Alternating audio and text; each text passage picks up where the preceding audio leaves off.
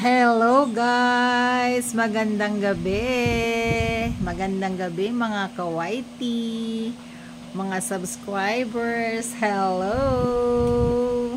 Yes! Hello! Magandang balita po mga kawaiti dyan, mga subscribers ni My Coco.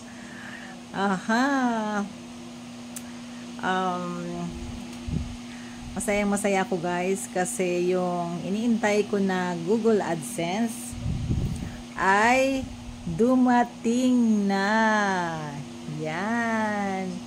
Actually, bali tinigil po ni YouTube yung aking mga ads dahil yung mga ads ko ay tinigil po ni YouTube. So nag-advise po siya sa akin through email na ang ads ko ay tinigil niya muna dahil nga hindi pa ako nag set up or nag-submit, parang hindi ko pa nilink yung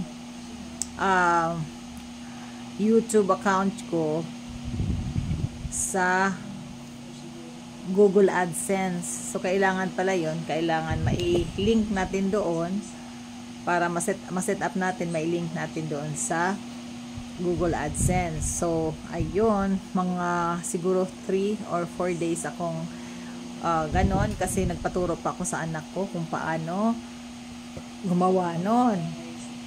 At yun, nung na-set up na ng anak ko, ang sinabi mga 2 weeks ba?